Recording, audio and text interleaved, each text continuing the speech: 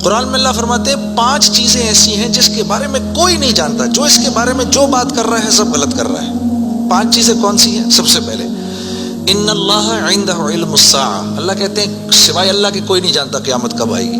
وَيُنَزِّلُ الْغَيْثَ، بارش نے کب کہاں اور کتنا برسنا ہے کوئی نہیں جانتا۔ رزق کس کے پاس کتنا پہنچے گا اللہ فرماتے ہیں کوئی نہیں جانتا، صرف میں جانتا ہوں۔ وَيَعْلَمُ مَا فِي الْأَرْحَامِ، ماں کے رحم میں یہ تو معلوم کر لیتے ہیں کہ بیٹا ہے یا بیٹی ہے، لیکن اللہ فرما رہے ہیں یہ نہیں معلوم کر سکتے کتنا جیے گا، کتنا کہاں رہے گا، کیا کھائے گا، کیا پیے گا، نیک ہوگا، بد ہوگا، فرما بردار ہوگا، نافرمان ہوگا، اللہ فرماتے ہیں کوئی نہیں جانتا۔ پھر اللہ فرما رہے ہیں وما تدری نفس ماذا تکسب غدا، کوئی نفس یہ نہیں جانتا، انسانوں کو چھوڑو، کیڑے مکوڑے بھی یہ نہیں جانتے کہ کل ان کو ان کا رزق کہاں سے ملے گا۔ مجھے نہیں پتا تھا کہ آج میں کھانا یہاں بیٹھ کے کھاؤں گا، کوئی آئیڈیا نہیں، اللہ کہتے ہیں کوئی نہیں جانتا۔ پھر اللہ کہہ رہے ہیں 5ویں چیز وما تدری نفس بأی ارض تموت، کسی نفس کو نہیں پتا کہ اس کو موت کب آئے گی اور کہاں آئے گی۔ سب سے ضروری بات وہ یہ کہ جو سمجھنے کی ہے وہ یہ کہ ہم اس دنیا میں کیوں آئے ہیں، یہ سب سے امپورٹنٹ بات ہے۔ ہم اس دنیا کے اندر آئے ہیں ایک شاندار آخرت بنانے کے لیے۔ ہم اس دنیا میں کیوں آئے ہیں؟ ایک شاندار آخرت بنانے کے لیے۔ جو اس نیت سے دنیا میں زندگی گزارتا ہے اللہ رب العزت دنیا اس کی خود بناتے ہیں۔ انسان اپنی محنت سے اپنی دنیا نہیں بنا سکتا، انسان اپنی محنت سے اپنی دنیا نہیں بنا سکتا۔ وہ اپنے آپ کو نہیں بنا سکتا تو باقی دنیا کیا بنائے گا؟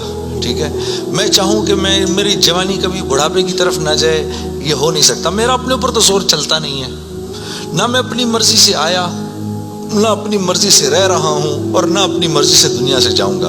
یہ کیسی دنیا ہے کہ اس کی کوئی بھی چیز میرے قابو میں نہیں ہے۔ آپ یہاں رہتے ہیں، میں کراچی میں رہتا ہوں، کوئی لاہور میں رہتا ہے، کوئی پنڈی میں رہتا ہے، اور آپ کو پتہ ہے کہ یہاں آپ اپنی مرضی سے نہیں آئے ہوئے۔ یہ بھی بڑی عجیب بات ہے۔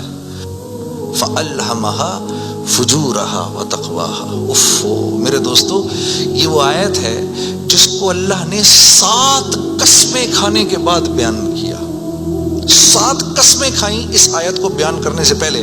جیسے میں کہوں میری بہن اللہ کی قسم، رسول کی قسم، قرآن کی قسم، تیرے باپ کی قسم، تیری ماں کی قسم، 6 قسمیں تو یہ کھائیں۔ پھر آخر میں فرمایا وَنَفْسٍ وَمَا سَوَّاهَا، اچھا چل کسی کی قسم نہیں مانتا تو میرے بندے مجھے تیری جان کی قسم، فَأَلْهَمَهَا فُجُورَهَا وَتَقْوَاهَا، کل قیامت کے دن آ کے مجھے نہیں کہنا یا اللہ مجھے نہیں پتا تھا سیاہ کیا ہے اور سفید کیا ہے، مجھے نہیں کہنا کل یہ قیامت کے دن، کیونکہ فَأَلْهَمَهَا، الہام کیا ہے میں نے تجھے، الہام کیا ہے، اچھائی اور برائی کا فرق میں نے تیرے اندر ڈالا ہے اور یہ ڈال کے تجھے دنیا میں بھیج دیا ہے۔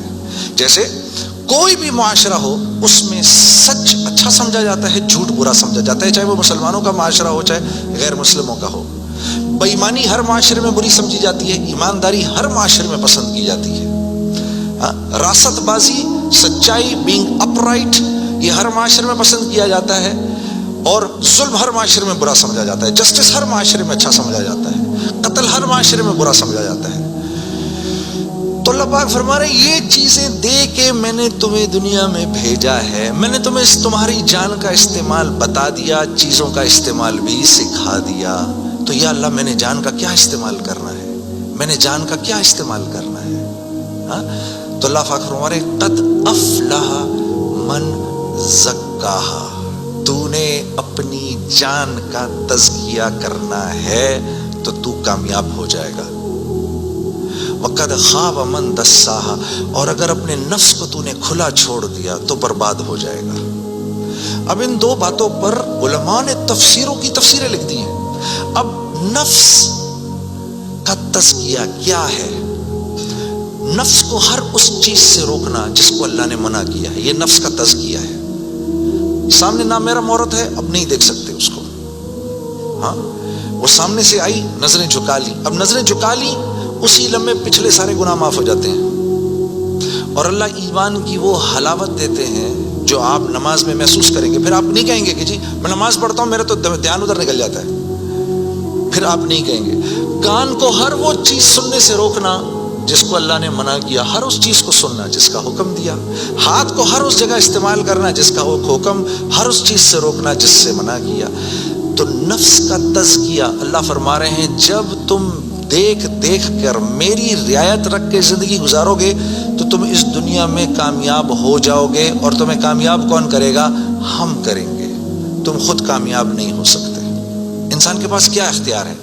اللہ نے انسان وہ واحد مخلوق ہے پوری کائنات میں جو اپنی جان کے استعمال کو بھی جانتی ہے اور چیزوں کے استعمال کو بھی جانتی ہے۔ انسان کے علاوہ اور کسی مخلوق کو یہ نہیں پتا کہ میں نے اپنی جان کو کیسے استعمال کرنا ہے اور چیزوں کو کیسے استعمال کرنا ہے۔ گھوڑے کو نہیں پتا کہ میں نے اپنے آپ کو کس کام میں لگانا ہے اور میں نے بکری کا کیا استعمال کرنا ہے۔ بکری کو نہیں پتا کہ میں کس کام کے لیے دنیا میں آئی ہوں، اس کو کوئی آئیڈیا نہیں ہے کہ بلی کا میں نے کیا استعمال کرنا ہے۔ بلی کو نہیں پتا میں کیوں آئی ہوں، اور بلی کو یہ بھی نہیں پتا کہ میں نے کتے کے ساتھ کیا کرنا ہے۔ ٹھیک ہے، انسان وہ واحد مخلوق ہے جس کو اللہ نے یہ شعور دیا۔ سلیمان علیہ السلام کے دور میں ملک الموت سے سلیمان علیہ السلام کی بڑی دوستی تھی، تو ملک الموت حضرت اسرائیل علیہ السلام یہ سلیمان علیہ السلام کے دربار میں اکثر آیا کرتے تھے۔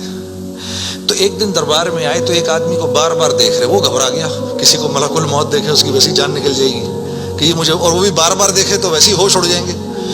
تو اس نے سلیمان علیہ السلام سے کہا کہ جی ملک الموت مجھے بار بار دیکھ رہے ہیں، آپ ایسا کریں مجھے تو ہندوستان پہنچا دیں۔ تو انہوں نے ایک جن سے کہا اس کو ہندوستان پہنچا دو، تو ہندوستان پہنچا دیا ان کو۔ تو بعد میں سلیمان علیہ السلام نے ملک الموت سے پوچھا کہ تم اس آدمی کو بار بار کیوں دیکھ رہے تھے؟ کہتے میں حیران ہو رہا تھا کہ اللہ نے مجھے کہا کہ اس کی جان ہندوستان میں نکالو، یہ یہاں کھڑا کیا کر رہا ہے؟ وما تدری نفس بأی ارض تموت، کسی نفس کو نہیں پتا اس کو اس کی موت کل کہاں آئے گی۔ یہ 5 چیزیں کوئی نہیں جانتا۔ اب ان 5 چیزوں کا براہ راست ہماری زندگی سے تعلق ہے۔ تو پھر یہ کیسی زندگی ہے، یہ کیسی دنیا ہے جس کے بارے میں کچھ بھی نہیں جانتا۔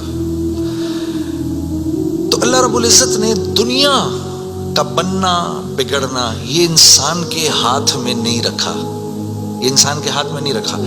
اور اختیار کتنا دیا؟ ہم کہتے ہیں نا بھائی انسان کو اختیار ہے، بھائی اختیار کتنا دیا؟ اختیار اتنا دیا، کسی نے حضرت علی کرم اللہ وجہ سے پوچھا کہ حضرت یہ میرے پاس دنیا میں کتنا اختیار ہے؟ کہا ایک ٹانگ اٹھاؤ اپنی، تو اس نے اپنی ایک ٹانگ اٹھا لی۔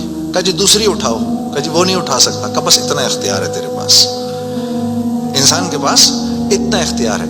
اور جو اختیار ہے وہ کیا ہے یہ جاننا بڑا ضروری ہے۔ میں حیران ہوتا ہوں کہ اللہ نے یہ نعت پڑھنے کا سلسلہ شروع کروا دیا، کیونکہ تبلیغ میں نکل کے ہر ایک کی ناک میں کنڈا ڈالنا مشکل ہو جاتا ہے۔ تو وہ اللہ نے کوئی نعت کے ذریعے کچھ، اب آپ لوگ سب نعت سننے آئے ہوئے ہیں تو اسی چکر میں آپ کو 2-4 اپنی مرضی کی باتیں بھی سنا دیتا ہوں، پھر میں نعت بھی سنا دیتا ہوں۔ تو